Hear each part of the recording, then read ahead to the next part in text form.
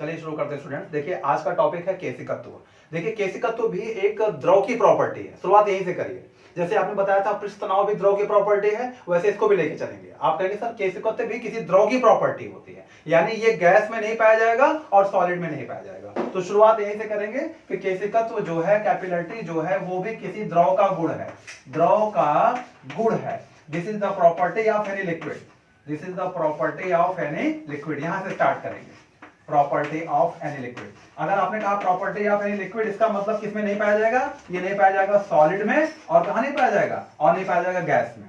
ठीक है, शुरुआत यहीं से करिए। अब होता क्या है केशिका? तो ये है क्या? द्रव की प्रॉपर्टी तो है, लेकिन ये है क्या वास्तव में? तो आप कहेंगे सर कोई भी द्रव, चाहे वो कोई भी लिक्विड होगा, कोई भी द्रव किसी पतली नली में, बहुत ही पतली नली है, उस नली में क्या होता है? अपने आप, बहुत ही पतली नली है, कोई थिन ट्यूब है, उस थिन ट्यूब में अपने आप वो ऊपर चढ़ता रहता है या नीचे उतरता रहता है। कोई भी द्रव किसी पतली नली में अपने आप ऊपर चढ़ता रहे या वो नीचे उतरता रहे अपने आप, हमें कुछ ना करना पड़े, तो उसी प्रॉपर्टी को कहते हैं केशिकत्व। यानी आपको कोई पूछे कि सर केशिकत्व जो है एक प्रॉपर्टी है द्रव की, और द्रव का ये गुण होता है कि किसी पतली नली में वो अपने आप ऊपर चढ़ने लगता है या नीचे उतरने लगता है। ठीक है, अभी मैं एग्जांपल बात करूंगा, एग्जांपल समझा देंगे तो क्लियर हो जाएगा पूरी बात। अभी आप ये समझिए, जिस नली में वो ऊपर चढ़ता है, वो द्रव या नीचे उतरता है, उसे केस नली कहा जाता है। उस नली को कहते हैं केस नली। अगर मैं आपसे कहूं व्हाट इज कैपिलरी ट्यूब, इसे अंग्रेजी में कहते हैं कैपिलरी ट्यूब। कैपिलरी ट्यूब आप यहां से याद कर लेंगे, बहुत टफ नहीं है। कैपिलरी ट्यूब, ठीक है, यहां से याद कर लेंगे। तो कहने का मतलब, कोई पूछे कैपिलरी ट्यूब क्या है? सर वो नली है, वो डक्ट है, वो ट्यूब है जिसमें कोई द्रव अपने आप ऊपर चढ़ता रहता है। वो जो नली है, वो जो नली का फॉर्मेशन हो गया है, नली है ऑलरेडी। ठीक है, तो केस नली वो है। अब बात आती है कि ये कैसे होता है। तो केशिकत्व तो उत्पन्न होने का जो रीजन है, इसके उत्पन्न होने का जो कारण है, वो है ससंजक बल। ससंजक बल के कारण ये भी उत्पन्न होता है, यानी कोहेसिव फोर्स के कारण ये भी उत्पन्न होता है। कोहेसिव फोर्स, कोहेसिव फोर्स के कारण ये भी उत्पन्न होता है। बिल्कुल भी कंफ्यूज नहीं होइए। आप कहेंगे सर ससंजक बल, कौन सा बल? ससंजक बल काम करेगा यहाँ पे। ठीक है, कोहेसिव फोर्स के कारण उत्पन्न होता है। कैसे? आप जानते हैं ससंजक बल एक प्रकार का आकर्षण बल है जो समान अणुओं के मध्य पाया जाता है, ये आप जानते हैं ऑलरेडी। तो आपको पता है कि अगर जो है किसी नली में तेल ऊपर चढ़ रहा है, जैसे एग्जांपल मान लेते हैं, हम सपोज करिए कोई दीपक है, उस दीपक में हम लोग क्या करें कि रुई की बत्ती बनाते हैं, उसको जलाते हैं, उसमें तेल भर करके उसको जलाते हैं। तो आपने देखा होगा कि उस रुई की बत्ती में तेल अपने आप ऊपर चढ़ता रहता है, और वो दीपक तब तक जलता रहता है जब तक पूरा तेल खत्म नहीं हो जाएगा। अगर एक भी बूंद तेल रहेगा उस दीपक में तो उसको भी खींच लेगा। कहने का मतलब जो नली का फॉर्मेशन स्वयं हो गया है, और उस नली में क्या हो रहा है? तेल अपने आप ऊपर चढ़ रहा है। तो जो नली बन गई हो उस नली को बोलते हैं केस नली, और जो तेल ऊपर चढ़ रहा है इस गुण को कहते हैं केशिकत्व। बात समझ आ रही है? तो पूरा का पूरा तेल जो जब खत्म हो जाएगा, एक भी बूंद तेल नहीं रह जाएगा, तब जाकर के वो दीपक अपने आप बुझ जाएगा। तो इसी गुण को, द्रव की इसी प्रॉपर्टी को विज्ञान में कहते हैं केशिकत्व। और केशिकत्व उत्पन्न होने का कारण क्या बताया? ससंजक बल। क्योंकि ऊपर वाले जो मॉलिक्यूल हैं वो नीचे वाले मॉलिक्यूल को खींचते हैं। अब नीचे वाला मॉलिक्यूल नीचे वाले मॉलिक्यूल को खींचेगा, नीचे उसके नीचे का मॉलिक्यूल सब नीचे मॉलिक्यूल को खींचेगा। यानी एक दूसरे को, ये तेल के मॉलिक्यूल या वाटर के मॉलिक्यूल या किसी द्रव का जो मॉलिक्यूल है, एक दूसरे को खींचते रहते हैं, तो वो नीचे से ऊपर चढ़ता रहता है। और कभी कभी ऐसा होता है कि ऊपर से नीचे उतरता भी रहता है। तो ये जो किसी पतली नली में द्रव का ऊपर चढ़ना या नीचे उतरना, इसी गुण को विज्ञान में कहा जाता है केशिकत्व। और केशिकत्व उत्पन्न होने का कारण क्या होता है? ससंजक बल होता है। अब यहाँ पे एग्जाम में क्वेश्चन क्या पूछे जाते हैं? देखिए क्वेश्चन आते हैं लालटेन और लैंप को लेकर के। लालटेन और लैंप जो है, ऐसे क्वेश्चन आता है, लालटेन और लैंप में तेल ऊपर चढ़ने का कारण है। तेल ऊपर चढ़ने का कारण, यानी एग्जाम में पूछेगा लैंटर्न, लैंटर्न एंड लैंप, इसमें तेल ऊपर चढ़ने का रीजन क्या होता है, ऐसा क्वेश्चन देगा। तो आप टिक कर दीजिएगा केशिकत्व।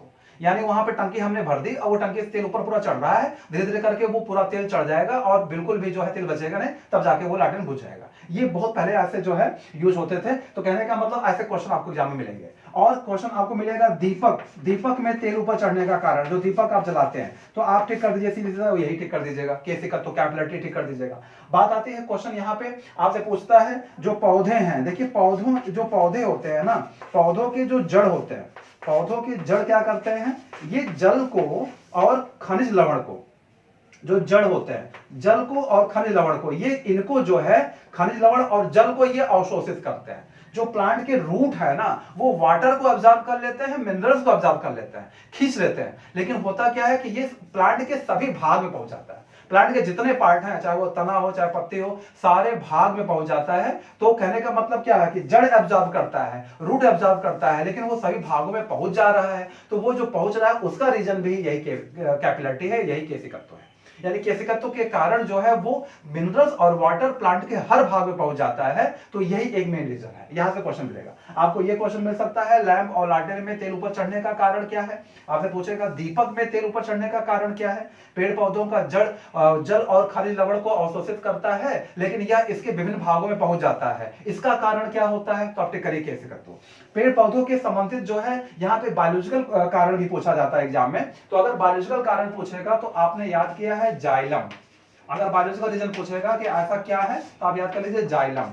ये जो जाइलम और फ्लोएम ये दो टिश्यू हैं। जाइलम और फ्लोएम ये दो टिश्यू हैं, ये ट्रांसपोर्टेशन टिश्यू हैं। फ्लोएम ये क्या करते हैं, जाइलम और फ्लोएम ये दो ऐसे संवहन ऊतक हैं जिनका काम है कैरी करके ले जाना, ढो करके पहुंचाना। इनका काम होता है पूरे प्लांट में हर जगह ये फैले हैं, हर जगह ये पहुंचाते हैं। तो रूट जल को ऑब्जर्व करता है और उस जल को जाइलम ले जाकर के उसके सारे भाग में पहुंचाता है। ठीक है, जाइलम का काम होता है जल का संवहन करना। ध्यान रखिएगा, यहां में पूछेगा कि जल का संवहन पौधों में कौन करता है, तो टिश्यू की बात करेगा तो जाइलम टिक कर दीजिएगा।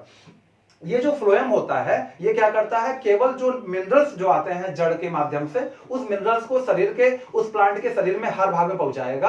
और जहां जहां उसने पहुंचाया है, पत्तियों में, तनों में, जहां भी पहुंचाया है वहां पे क्या होता है कि पत्तियों में खाना बनता रहता है। तो जो पत्तियां खाना बना रही हैं, पौधे का जितना हरा भाग है ना, खाना बनने का प्रोसेस वहीं पे होता है। क्योंकि आप जानते हैं कि फोटोसिंथेसिस प्रक्रिया वहीं पे होती है। क्यों? क्योंकि हरे भाग में क्लोरोफिल पाया जाता है, और जब क्लोरोफिल पाया जाएगा तो फोटोसिंथेसिस की प्रक्रिया वहीं पे होगी और वहीं खाना बनेगा। अब खाना बन रहा है वहां पे, लेकिन पौधे के हर भाग में भोजन को पहुंचना जरूरी है। तो जो भोजन हर भाग में पहुंचता है, पौधों का जो भोजन उसके हर भाग में पहुंचता है, वो काम फ्लोएम का होता है। तो फ्लोएम का काम ध्यान रखिएगा, एग्जाम में पूछेगा पौधों के हर भाग में भोजन पहुंचाने का काम किसका है, तो फ्लोएम का है। या मिनरल्स पहुंचाने का काम किसका है, तो फ्लोएम का है। जल की बात करेगा तो जाइलम टिक कर दीजिएगा। पौधों का जो भोजन होता है वो स्टार्च होता है, यानी पौधे अपना जो भोजन बना रहे हैं, फोटोसिंथेसिस की जो प्रक्रिया कर रहे हैं, वो स्टार्च के माध्यम से अपना भोजन स्टार्च के रूप में बनाते हैं। और स्टार्च को बना करके जितना उन्हें जरूरत है उसका वो जो है इस्तेमाल कर लेते हैं, और साथ में जो है जो बचा हुआ भोजन है वो स्टोर कर लेते हैं स्टार्च के फॉर्म में। तो स्टार्च यानी मंड के फॉर्म में वो स्टोर कर लेते हैं। तो वो जो मंड है वो क्या होता है, उनके बीज में, उनके तने में स्टोर फॉर्म में रहता है। किसी कारण से अगर धूप वगैरह नहीं निकली अगले 2-4 दिन तक, तो वो उसी स्टोर किए भोजन को अपना जो है काम बना के काम करते रहते हैं।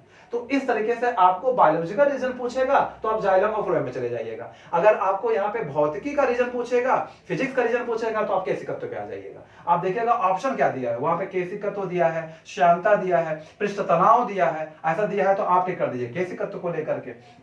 एक क्वेश्चन और पूछा जाता है, ब्लॉटिंग पेपर।